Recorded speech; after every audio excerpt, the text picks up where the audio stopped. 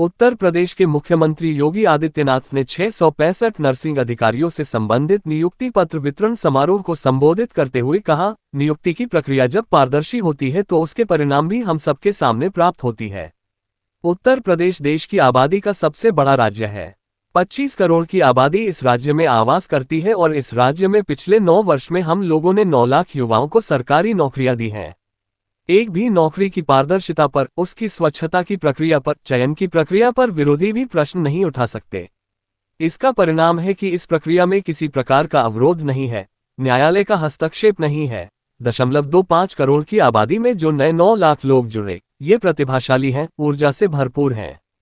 इसका लाभ यह है कि जिस राज्य को बीमारू कहा जाता था उसे हमने देश की तरक्की में मुख्य राज्य बना दिया है। नियुक्ति की प्रक्रिया जब पारदर्शी होती है तो उसके परिणाम भी हम सबके सामने प्राप्त होते हैं। उत्तर प्रदेश जैसे राज्य में, जो देश की आबादी का सबसे बड़ा राज्य है, 25 करोड़ की आबादी इस राज्य में निवास करती है और इस राज्य में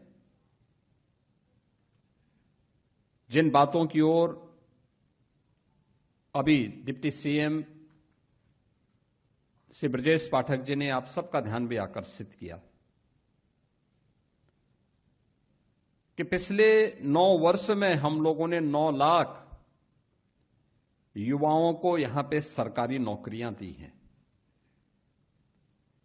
एक भी नौकरी की पारदर्शिता पर, उसकी प्रक्रिया की शुचिता पर, चयन की प्रक्रिया पर विरोधी भी प्रश्न नहीं उठा सकता।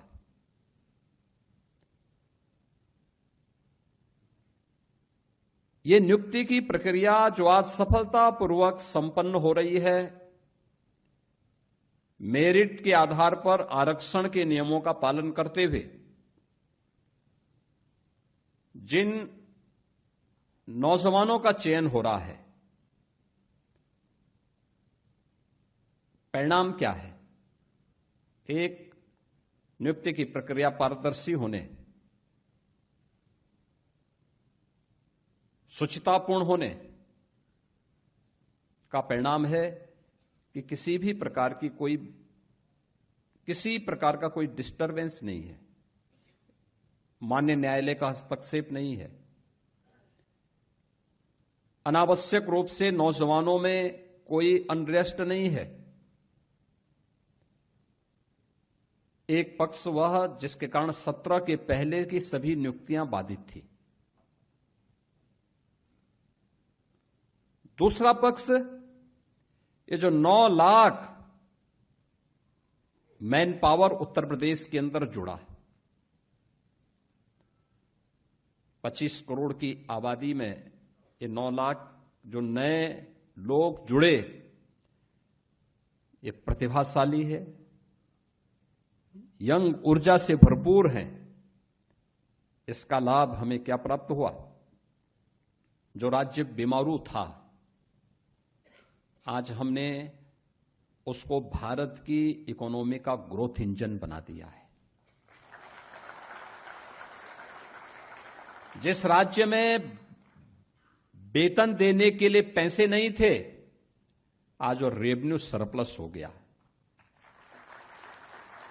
जिस राज्य की आमदनी प्रति व्यक्ति आय देश के अंदर आबादी में सबसे बड़ी, लेकिन प्रति व्यक्ति आय में सबसे नीचे पायदान पर गिना जाता था, बॉटम 5, बॉटम 6 में गिना जाता था, आज वह राज्य देश के अंदर टॉप 3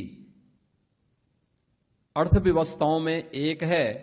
अपनी इनकम को, अपनी प्रति व्यक्ति आय को 16 की तुलना में आज हम 3 गुना करने और अर्थव्यवस्था को भी 3 गुना करने में हमें सफलता